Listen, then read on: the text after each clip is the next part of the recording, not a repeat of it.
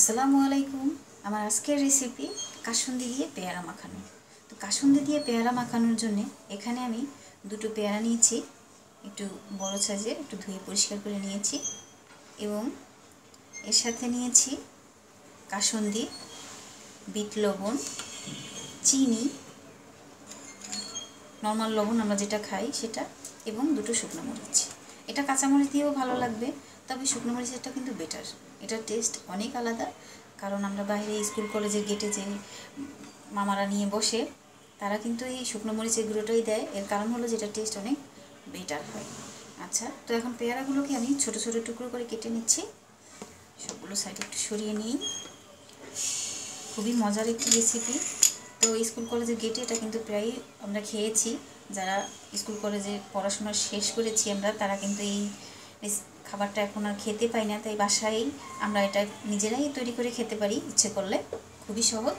পেয়ারার উপরের ইয়াটা ফেলে দিতে হবে, কারণ এটার ভিতরে অনেক সময় অনেক ধরনের পোকা থাকে, যেটা ভালো করে যদি ফেলে দেয় তাহলে কিন্তু পোকাটা থাকবে না। আর আমি যেহেতু এটা ধুয়ে নিয়েছি, আর এটা কিন্তু পাকা পেয়ারা না।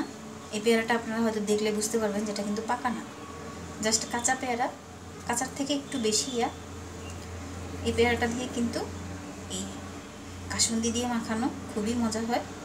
তো এখন এটাকে আমি ছোট ছোট টুকরো করে কেটে নিব। সরিয়ে নিচ্ছি।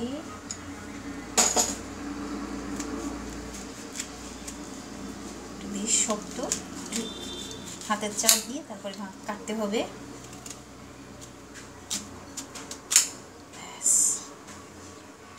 এখন এগুলোকে আমি এরকম লম্বা করে একটু ছোট সাইজের টুকরো করে নিব।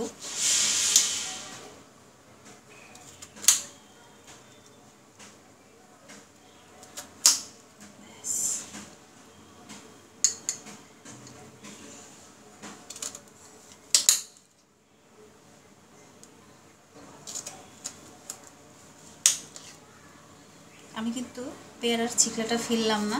এর কারণ হলো পেয়ারা ভিতরে যে ভিটামিনটা আছে সেটা ছিকলাতে অনেক বেশি থাকে, আর এটা দাঁতের জন্য খুবই উপকারী। তো যেই পেয়ারাগুলো খেতে কিন্তু খুব খারাপ লাগে, এখন আমি এই টুকরোগুলোকে এই যে এরকম সাইজে ছোটো করে টুকরো করে নিয়েছি। এখন একটা বাটির ভিতরে নিয়ে নিচ্ছি। এখন পেয়ারার সিজন, তাই পেয়ারার এই রেসিপিটা আপনারা বাসায় কিন্তু তৈরি করে খেতে পারেন। কারণ যারা আমরা পড়াশোনা শেষ করে ফেলেছি, এখন আর স্কুল কলেজের দিকে খুবই কম যাওয়া হয়, তারা এগুলো খুব মিস করি আমরা। এই যে এরকম ছোট ছোট টুকরো করে আমি পুরোটা কেটে নিচ্ছি। তো ততক্ষণ সাথেই থাকুন। পেয়ারাগুলো সব কাটা হয়ে গেছে, আর এটা ওজনে যদি হয় তাহলে বলবো এখানে 3 থেকে 400 গ্রামের মতো আছে। তো আপনারা বেশি করে বানিয়ে নেবেন। আর আরেকটা কথা হলো যে এখন কিন্তু পেয়ারার ভিতরে অনেক পোকা হয়, তো পাকা পেয়ারা খাওয়ার আগে অবশ্যই সেটা চেক করে নেবেন, আর একটু সাবধানে খাবেন। বাচ্চাদেরকে কখনোই একদম আস্ত পেয়ারা হাতে দিবেন না, একটু কেটে দিবেন, কারণ আসলে অনেক পোকা হয়। এটা যারা দেখছেন তারা তো জানেন, তো একটু খেয়াল করে নেবেন খাওয়ার আগে। এখন এর ভিতরে আমি দিয়ে দিচ্ছি সব উপকরণগুলো। এখানে আমি বাজার থেকে আনা যে কাসুন্দি, সেই কাসুন্দি ব্যবহার করতেছি। তো ইচ্ছে করলে আপনারা বাসায়ও যে হোমমেড কাসুন্দি থাকে সেটা দিয়েও করতে পারেন, অথবা কাসুন্দি না থাকলে এখানে আপনারা সরিষা বাটাটাও ব্যবহার করতে পারেন। তো এখানে আমি পরিমাণটা আমি আমার মতো করে দিচ্ছি, একটু বেশি করেই দিব। 4 চা চামচ কাসুন্দি দিলাম। এর সাথে দিয়ে দিচ্ছি লবণ। লবণটা আমার পরিমাণ মতো করে দিচ্ছি, আপনারা কমিয়ে বাড়িয়ে নিতে পারেন, 1/2 টিস্পুনের মতো। এর সাথে দিচ্ছি বিট লবণ।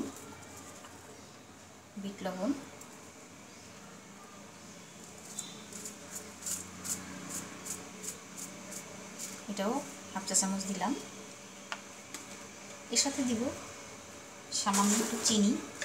চিনিটা অপশনাল, আপনারা দিতেও পারেন, না দিলেও সমস্যা নেই। আমি একটু অল্প একটু চিনি দিলাম, কারণ হলো পেয়ারাটা একটু কষ, মানে খেলে মুখে একটু ধরে, সেজন্য দিয়ে দিলাম। যাতে। আর এখন এর সাথে যে শুকনো মরিচ আমি নিয়েছিলাম জাস্ট এটা এর ভিতরে আমি ফ্লেক্স করে দিয়ে দিচ্ছি, সেটাও দেখিয়ে দিচ্ছি কীভাবে ফ্লেক্স করব। একদম মচমচা মরিচ নিতে হবে, এটা কিন্তু আমি একটু ভেজে নিয়েছি, এই যে পুরো কিন্তু লাল না।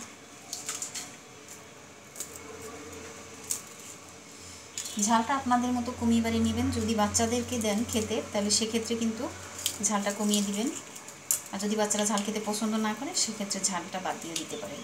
তো আমি যে এইভাবে করে হাত দিয়ে গুঁড়ো করে নিচ্ছি। ঝালটা একদমই অপশনাল, আমি বলে দিলাম। আপনারা ইচ্ছে করলে বাড়িয়ে নিতে পারেন, কমিয়েও নিতে পারেন, বা আমি যেটা দিয়েছি এভাবেও করতে পারেন। আর এই রেসিপিটা আসলে আমি নিজে আজকে খাওয়ার জন্য রেডি করতেছিলাম, তাই সবার সাথে শেয়ার করতেছি।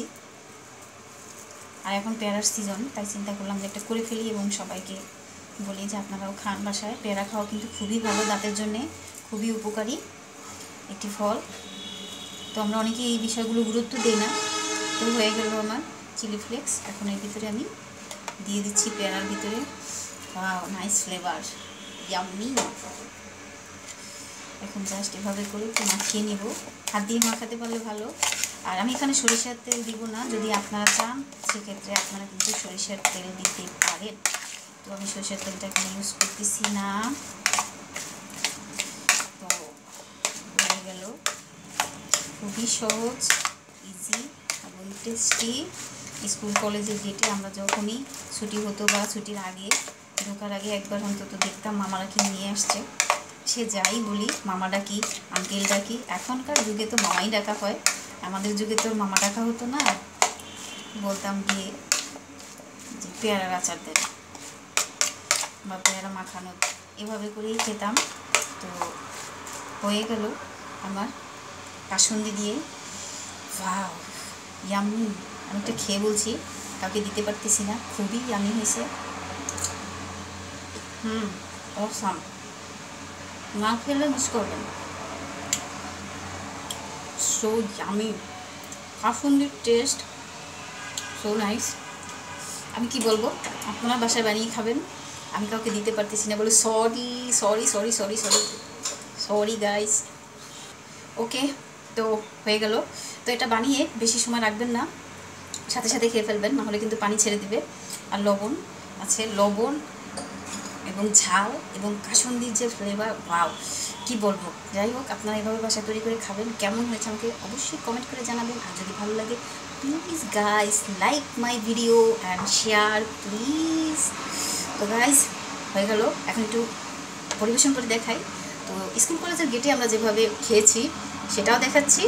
নিলাম কাগজ, মামারা যে এভাবে করে ছিটলো সেটাটাও দেখাচ্ছি।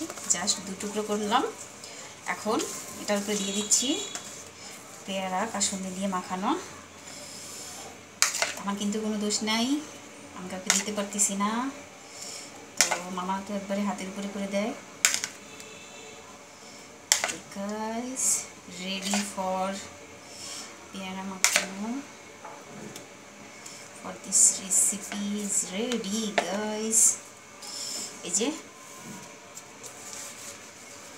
একদম পারফেক্টলি রেডি কাসুন্দি দিয়ে পেয়ারা মাখানো। তো সবাই এই রেসিপিটি বাসায় ট্রাই করবেন। কেমন হয়েছে আমাকে লাইক কমেন্ট এবং শেয়ার করে অবশ্যই জানাবেন, কারণ আপনারা যত শেয়ার করবেন আমার চ্যানেলটা তত বেশি সবাই জানবে এবং চিনতে পারবে। আর যদি ভালো লাগে তাহলে অবশ্যই আপনারা রেসিপিটি বাসায় তৈরি করবেন, এবং রেসিপিটি তৈরি করলে তার ছবি আমার কুকিং প্যাশন বিডি এই নামে ফেসবুকে একটি পেজ আছে, আপনারা সেখানে শেয়ার করতে পারেন ছবিগুলো। তো সবাই ভালো থাকবেন, সুস্থ থাকবেন। ফিরে আসছি এরকম কোনো আসাম রেসিপি নিয়ে। আল্লাহ হাফেজ।